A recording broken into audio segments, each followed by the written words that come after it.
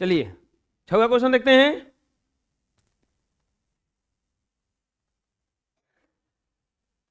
त्रिभुज एबीसी के अभ्यंतर में कोई बिंदु ओ लिया गया है, ओ को एबी से मिला दिया गया है। इस प्रकार बनी आकृति में त्रिभुजों की संख्या बताइए और त्रिभुजों के नाम लिखिए। ध्यान देना, इसमें वो रूल नहीं लगेगा जो कल बताए थे। क्या है वो रूल? उसी में लगेगा जिसमें एक ही जगह से चला हो। जैसे इसमें ऐसे में लग सकता है कि एक ही जगह से सब चला है, रखवाना है जैसे ना सब चला है, तो ये में रूल लगेगा। ऐसा में नहीं लगेगा। ऐसा में आप डायरेक्ट गिन लीजिए। 3 गो 10 नहीं दिख रहा है, एक बड़ा वाला, बस हो गया ना, बुझाया? ये एक जगह से नहीं ना, अगर ऐसे ऐसे रहता तब तो इसे रूल लग जाता, इसमें डायरेक्ट गिनाएगा। तो यहां पर लिखेंगे हॉल। चलिए बताइए त्रिभुजों की संख्या। आए त्रिभुज की संख्या बराबर 4, बिल्कुल सही जवाब। अब बोला है त्रिभुजों के नाम। त्रिभुज के नाम बताइए, तो नाम दे दीजिए, इससे नाम लीजिए ओ से। हाँ पहले बड़ा वाला त्रिभुज A B C comma O A B, O A B, O B C, comma O A C. कोई दिक्कत? ओ सी भी हो जाएगा, कोई दिक्कत है? अरे बोलिए, बना लीजिए। नेक्स्ट, जिस त्रिभुज की 2 भुजाएं बराबर न हो उसे कौन सा त्रिभुज कहते हैं? जिस त्रिभुज की कोई भी 2 भुजाएं बराबर न हो, तो 2 को बराबर नहीं है। त्रिभुजा के आधार पर त्रिभुज 3 प्रकार के, समबाहु, समद्विबाहु, विषमबाहु। समबाहु, समद्विबाहु, विषमबाहु। अब 2 को कह रहा है कि बराबर नहीं है, मतलब एको बराबर नहीं है, कौनों बराबर नहीं है, तो ऐसे त्रिभुज को लिख देंगे जिस त्रिभुज की कोई भी 2 भुजाएं बराबर न हो उसे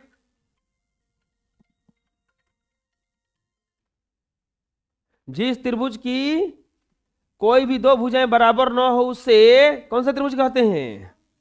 विषम बाहु ना, विषम बाहु त्रिभुज कहते हैं। जिस त्रिभुज की कोई भी 2 भुजाएं बराबर न हो उसे विषम बाहु त्रिभुज कहते हैं। हो गया, बना लीजिए। नेक्स्ट, जिस त्रिभुज की केवल 2 भुजाएं बराबर हो उसे कौन सा त्रिभुज कहा जाएगा? तो 2 को भुजा बराबर है, सम द्वि बाहु त्रिभुज। आंसर, कोई दिक्कत है? कौन सा त्रिभुज कहा जाता है उसे? समद्विबाहु, लिख लीजिए। नेक्स्ट, जिस त्रिभुज की सभी भुजाएं बराबर हो, बताइए उत्तर जल्दी से। सम बाहु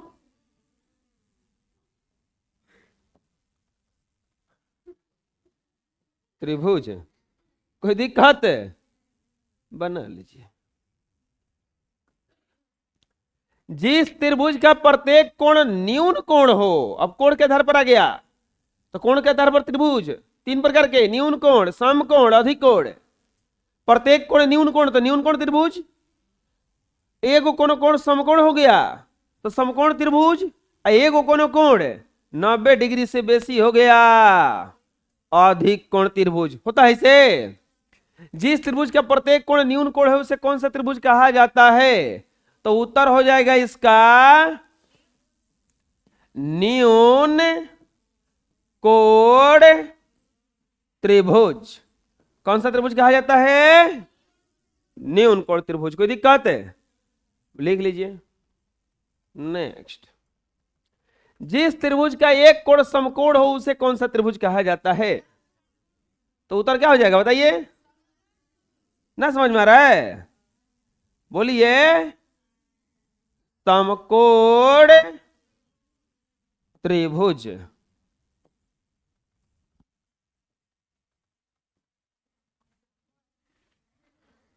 बना लीजिए। नेक्स्ट, जिस त्रिभुज का एक कोण अधिक कोण हो तो क्या कहलाएगा वो?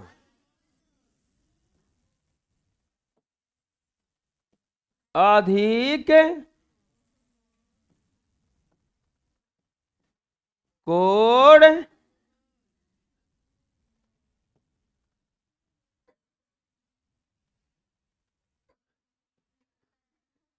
त्रिभुज। कोई दिक्कत है? बना लीजिए। चलिए आ गए वैसे क्वेश्चन पे जैसा क्वेश्चन हम कहिए बताए थे। नहीं, आप लोग क्वेश्चन क्वेश्चन से डर लगता है? डराने वाला कौन बात है, मूर्ख लिखा है क्या जी सब, इसके पास सुपर पावर है ही, काहे डरा रही है? नीचे गए प्रत्येक त्रिभुजों में उनकी भुजा की लंबाइयां दी गई हैं।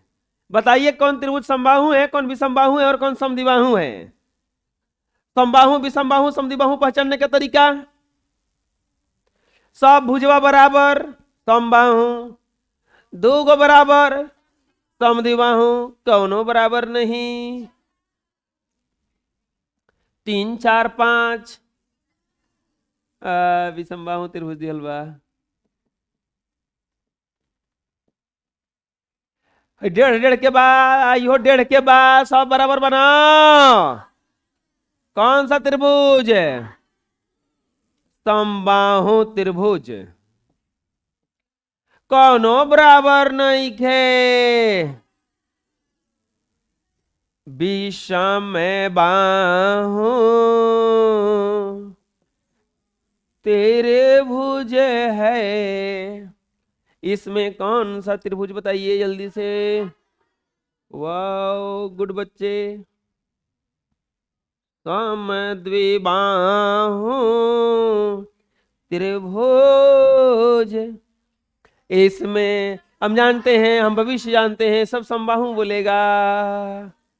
बोलो कौन सा त्रिभुज?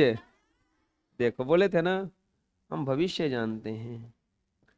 आई नो भविष्य, नहीं आई नो फ्यूचर ना। चलो बना लो। हाँ, अब कोण के आधार पर त्रिभुज बताना है। किस आधार पर त्रिभुज बताना है? अरे बोलिए कस के। एक लड़का था, पढ़े गया, अंग्रेजी के मास्टर थे, बड़ी तेज इंग्लिश में थे, अच्छा पढ़ाते थे। वो लड़का बोला सर जी फुटूरे मने क्या होता है? फुटूरे मने क्या होता है? तो सर जी बोले फुटूरे, रुको बताते हैं। फिर सोचे, बोले क्या है क्या है, फिर नहीं उनका आया। तो अगले दिन फिर पूछ दिया बीच क्लास में, सर जी फुटूरे नहीं बताया। तो मास्टर को आ ही नहीं रहा है फुटूरे। सर जी अब जहां भेटाता था गली उली में, फुटूरे फुटूरे। अब उस सर जी ऐसे गली में जा रहे हैं, देखते लिखा होगा तो भाग जाते थे, ये तो फुटूरे पूछेगा। एक दिन खिसियाए, बोले है नहीं आओ, चल लिखिए जब फुटूरे का स्पेलिंग। तो लिखा FUTURE। तो बोला कि तोरा नाम हम कटवाएंगे स्कूल से, और तोरा को पढ़ने ना देंगे, तोरा को हम बर्बाद कर देंगे, रुक तोरा नामे कटवा रहे हैं, बेहुदा फुटूरे है रे। तो बोला ना सर जी ऐसे मत कीजिएगा, हमारा नाम मत करो, नहीं तो हमारा नटूरे खराब हो जाएगा।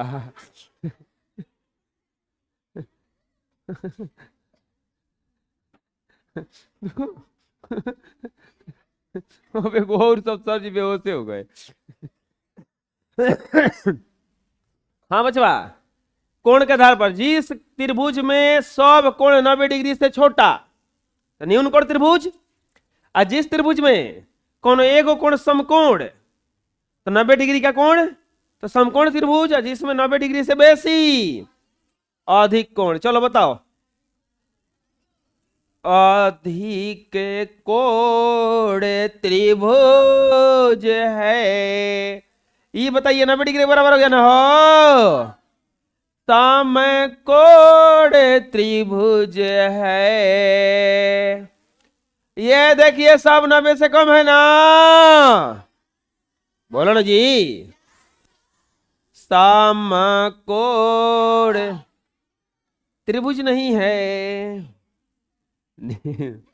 न्यून कोण त्रिभुज आंसर। चलिए 91 डिग्री का कोण है, वाह अधिक कोण आंसर देख के निकल ना बोलत रे। अरे समझ में आ रहा है ना, अरे हम पढ़ाते तो बुझाता है ना। न्यून कोण त्रिभुज आंसर। एनी प्रॉब्लम, कोई दिक्कत? चलिए बना लीजिए नेक्स्ट। किसी त्रिभुज की 3 शीर्षलंब एक बिंदु पर मिलती है तो उसे क्या कहते हैं? हम समझाए थे कि त्रिभुज का सब शीर्षलंब कहीं मिलेगा जाके तो उसे क्या कहा जाता है? तो उसको कहा जाता है लंब केंद्र। क्या कहा जाता है? लंब केंद्र। और त्रिभुज की तीनों माध्यिकाएं जहां पर मिलती है उसे क्या कहा जाता है? केंद्रक। क्या कहा जाता है उसको? केंद्रक। ऐसा कुछ समझाए थे कि अगर टोटल लंब एक जगह मिल जाएगा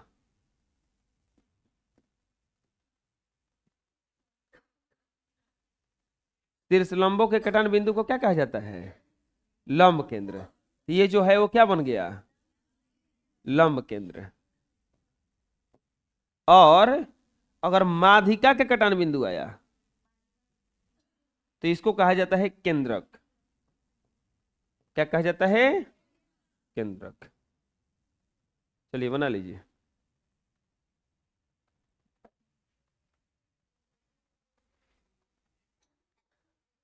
अब आता है अगला थ्योरी ऑफ एक्सरसाइज 8 का बी। थ्योरी ऑफ एक्सरसाइज 8 का बी। थ्योरी ऑफ एक्सरसाइज 8 का बी। सबसे पहले आया त्रिभुज का बाह्य कोण या बहिष्कोण। त्रिभुज का बाह्य कोण या बहिष्कोण, इसी को कहता है बहिष्कोण कहता है। हाँ बहिष्कोण को बहिष्कोण कहता है, बहिष्कोण नहीं बहिष्कोण। बोलो बहिष्कोण।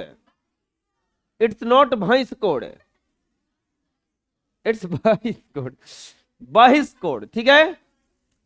त्रिभुज का बाह्य कोण भी कहा जाएगा ना। देखो तुम लोग को बहिष नहीं कहने आएगा तो बाह्य कोण कहना, लेकिन बहिष मत कहना कम से कम। अब देखो त्रिभुज का बहिष्कोण क्या है? त्रिभुज का बहिष्कोण क्या है?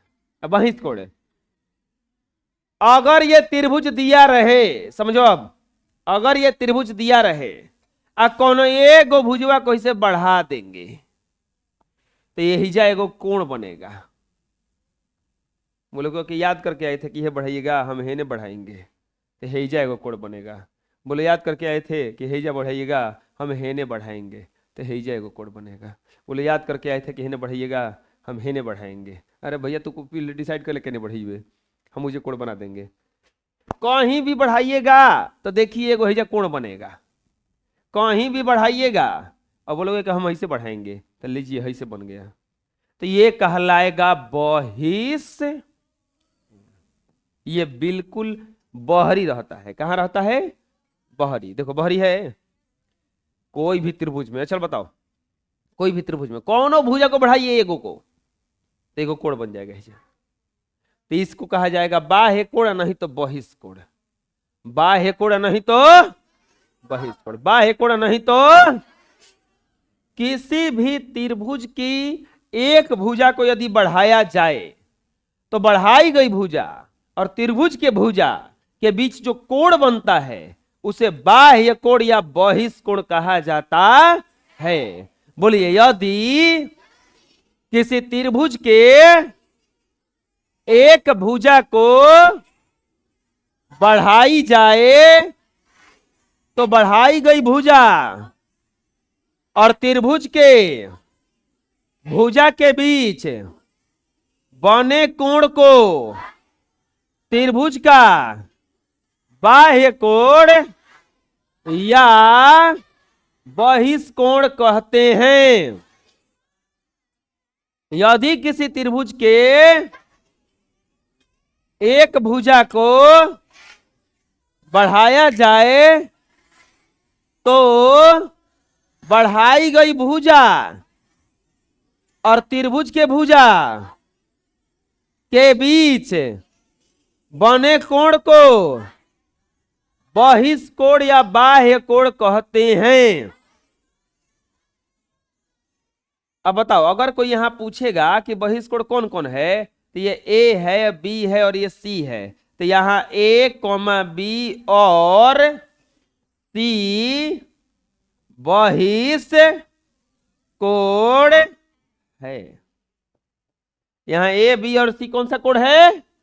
बहिष्कोण है। समझ में आ जाएगा बहिष्कोण आए, बना लीजिए। किसी त्रिभुज का बहिष्कोण अभिमुख अंतः कोणों के योग के बराबर होता है। अब देखो, बहिष्कोण का एक कॉन्सेप्ट होता है, जानते हो का? हैजा अगर 30 डिग्री का रहे, हैजा 50 डिग्री का रहे, और कोई पूछ देगा कि हई कोणवा कितना डिग्री का होगा, तो ये जो कोण है ना, देखो ये कोण जो है, ये जो कोण है, इसका जो मान है यहां जरिया के कोणवा को छोड़ करके हई दोनों कोणवा को जोड़ने पर आता है 180। खाली 80 ना, कहीं का भी बहिष्कोण निकालना होगा ना तो आप निकाल सकते हो। जैसे ये मान लो 60 का है, ये 30 का है, ये 80 का है और ये 40 का है। अब कोई पूछेगा कि हैजा का कोण है कितना होगा, हई वाला, तो अब ये कुछ करना नहीं है, हई दोनों को जोड़ देना है। ये जरिया वाला को नहीं जोड़ना है, खाली जरिया वाला को नहीं जोड़ना है, इसको नहीं जोड़ना। अगर यहाँ का पूछेगा तो इसको नहीं जोड़ेंगे। अब किसको किसको जोड़ देंगे? इन दोनों को। बात समझ में आ रहा है जो समझा रहे हैं हम?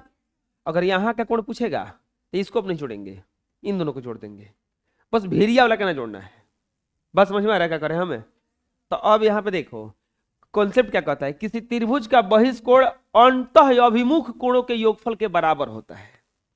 बोलो, किसी त्रिभुज का बहिष्कोण अभिमुख अंतः कोणों के योगफल के बराबर होता है।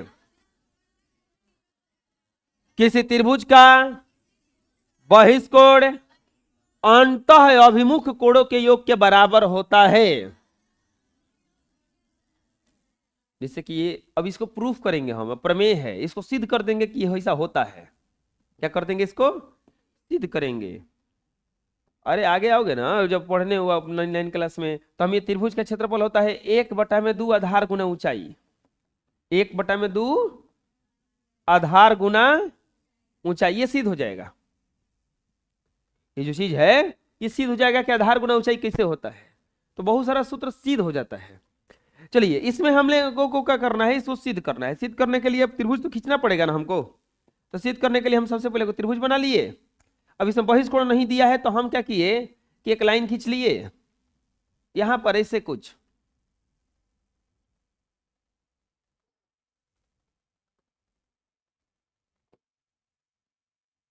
एक लाइन खींच लिए। यहां पे कोण बन गया बहिष्कोण। ये ए है, ये बी है, ये सी है और ये डी है। यहां पे नाम देते हैं कोण 1, इसको देते हैं 2, इसको देते हैं 3, इसको दे देते हैं 4। लिख देंगे यहां ए बी सी एक त्रिभुज है, ए बी सी एक त्रिभुज है जिसमें जिसके कोण 1,2 और इसके कोण 1, कोण 2 और कोण 3 है। बीसी भुजा को डी तक बढ़ाया गया है। बढ़े गए, इसको डी तक बढ़ाया गया है। यहां कोण 4 बहिष्कोण है, कोण 4 बहिष्कोण है। कोण 4 क्या है? बहिष्कोण है। तो इसीलिए कोण 4 बराबर क्या हो जाएगा, कोण 1 प्लस कोण 2।